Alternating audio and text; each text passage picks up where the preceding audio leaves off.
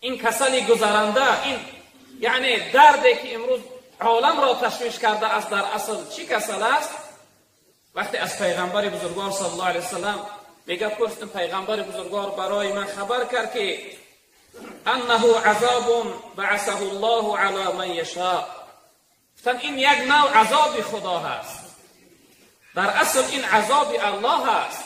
این عذابی که وقتی به بالای یک جمعیت میآید و عامه را هلاک میکنند، این غضب خدا است، این عذاب خدا است، این عتاب خدا هست. اگر شما اهمیت داده باشه، اصل پیدایش این کسل از کجا سر شد؟ از چینه، از خطای. پیدایش این کسل از اونجا سر شد. سببش هم در این بود برادران بزرگوار من. مردم خطای، حکومت و مملکت خطای به خود می نازید، افتخار میکرد به اون یعنی ترقیاتی که امروز در خود داشت می نازید. به حد و حالت رسید که مردم مسلمان اویگور را قتل عام میکرد، زنها و دخترهای اونها را تجاوز میکرد، فرزندای اونها را مجبوراً از اونها جدا میکرد و برای اونها طعامهای حرام میخورانید، مسجدها و عبادتخانه های اونها را ویرانه میکرد و اونها را نمیگذاشت که آشکار عبادت و بندگی الله داشته باشند. و یگان حکومت جرأت و قدرت نمیکرد که این جنایت این حکومت ظالم را یعنی محاکمه کنند، یعنی بزید اون چیزی گفتار داشته باشه.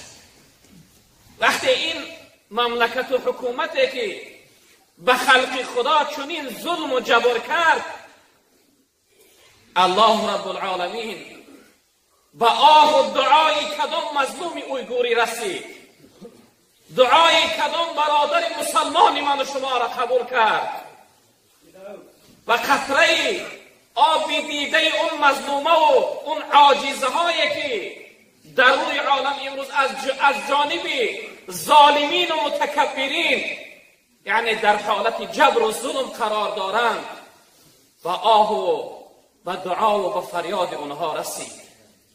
این عذاب هست از جانب پروردگار برای بعضی من. الله رب العالمین از این دم دیده عذاب سخت‌تر دارد برادران عزیز. این یک عذاب اندکی هست که امروز این همه پروفسورها و متخصصها و طبیبهای دنیا در معالجه و طبابت و حیران مانده اند. یک عذاب اندکی هست او را دیده نمی شود. امروز مردم به خود ناماندند که ویروس. الله رب العالمین از این دم دیده عذابهای سخت دارد. الله رب العالمین عذاب زلزله دارد. اذا زلزلت الارض زلزالها. الله رب العالمین و چنان قدرت و قوت دارد که اگر غضب شو بیارد زمینی که آرام و قرار است لرزه می درآرد. الله رب العالمین و چنان قدرت و قوت دارد که می تواند که در زیر قدم من و شما زمین کشاده بگرداند و عالم فرو ببرد. چون که ملک الله است، زمین الله است، زمان الله است. این قدرت دارد. الله رب العالمین به سوی بعضی بنده های متکبر، بنده های سرکش، بنده های ظالم، بنده های نافرمان بردار، بنده های جنایتکار و خیانتکار، این چنین بلاهاش میفرستند، این چنین عذابهاش میفرستند.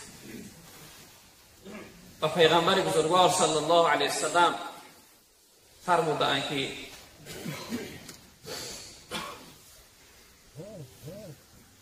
گفتن این بلا، این وباهایی که یعنی هست وقتی به بالای کدام مردم کدام شهر و دیار و منطقه آمد، اهل اون منطقه باید از اونجا خارج نشوند، بیرون نشوند. در اون منطقه یعنی صبر کننده باشند، از خداوند امید ثواب کنند در این بلا و مصیبت.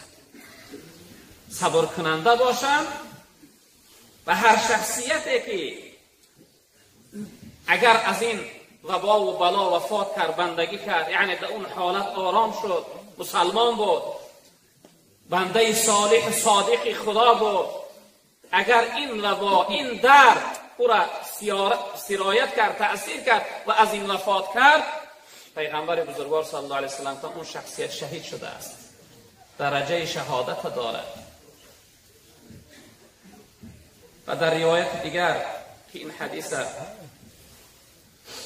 حدیثی صحیح است، پیغمبر بزرگوار صلی الله علیه و سلم تا وقتی شنیدید که در هر منطقه، هر جایی که این چنین وباها، چنین کسلها آمده است، در اون شهر و در اون منطقه داخل نشوید. یعنی انسان ها هم وقتی میدونه که یعنی در شهر حیتای و امروز در شهر ایران هم است و در عراق و در بعضی مردم افغان و دیگر شهرها هم این کسل یعنی تأثیر کرده است، پیغمبر بزرگوارتون وقتی شما شنیدید که در اون شهرها این کسل هست، در اون شهر شما داخل نشید و شخصیت هایی که در داخل اون شهر هستند، از اون شهر پیغمبر بزرگوار صلی الله علیه و سلم باید که بیرون نشود، باید در اونجا یعنی صبر کننده باشد. و گفتیم که هر شخصیت، هر انسانی که از این درد اگر مسلمان باشه و وفات کنه، جناب پیغمبر صلی الله علیه و سلم که اون شخصیت حکم شهادت داره، یعنی اون شخصیت شهید شده است.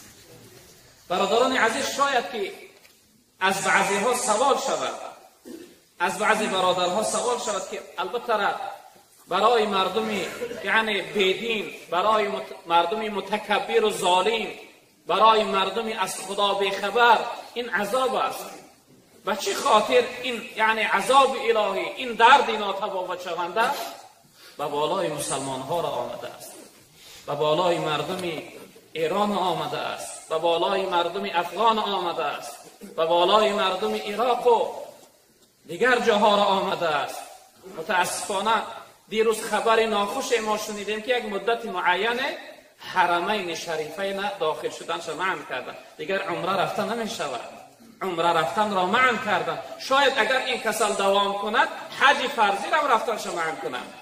چند لحظه پیش دادر عزم قاری نعیم جان برای ما نشان داد، حرم خالی از شخصیت دوجه، نه طواف میکنه، شخصیت در کنار حرم دیار است. این خیلی مصیبتی داغی سختی است. سببی که این کسل در حیات ما مسلمان ها پیدا شده است این است برادران عزیز بزرگوار. امروز مسلمان و مسلمان زاده زیناکار شده است، امروز مسلمان و مسلمان زاده عرق نوش شده است، امروز مسلمان و مسلمان زاده رباخور شده است. بعضی از اونها حاجی هستند، بعضی از اونها نامدار هستند. امروز مسلمان و مسلمان زاده فریبگر و دروغگو و خیانتکار شده است. وقتی از حد کشیده الله، از قانون الله، از گفته الله بیرون شدی، منتظر این وباها باش، منتظر این عذابها باش. رب العالمین در قرآن قصه قومهای زیادی را آورده است، اونها را هلاک کرد. قوم حضرت نوح خداوند به سبب غرق کردن و غرق شدن هلاک کرد. قوم حضرت لوط به سبب یک پارچه زمین چپه کردن هلاک کرد. قوم حضرت صالح به سبب باد و شمال هلاک کرد. اون الله که مالک و خالق کل اشیا هست، اون الله این قدرت داره که من و شما هم از روی این نافرمانبرداری و خیانتکاری و جنایتکاری هلاک کنه. مؤمنی و مسلمانی این نیست که فقط به زبان بگوی. مؤمنی و مسلمانی این نیست که فقط نماز جمعه آمدی خود به تواضع و خاکسار و عبادتگر نشان بدهی، اما از در مسجد بیرون شدی درون سیاه باشد، در فکر گناه باشی، در فکر خیانت باشی، در فکر جنایت باشی، در فکر بد دیدن و تحقیر و فتنه و فساد جامعه باشی. رب العالمین می‌فرمایند ظهر الفساد فی البر والبحر بما کسبت ایدینا. فساد در روی عالم پهن شده است، در خشکه و در بحرها، از روی کسب مردم، از روی کردار مردم، از روی کسب دست مردم. که مردم امروز اکثر سوداگر ما در بازارها سوال میکنن که حضرت در تگ پاپوشی اگر یک چیز زیادی بمانی آیا البته را گناه است، البته را حرام است، البته را معنی است. وقتی سوداگر خیانتکار شد، منتظر چنین عذاب باشه، منتظر چنین بلای الهی باشه.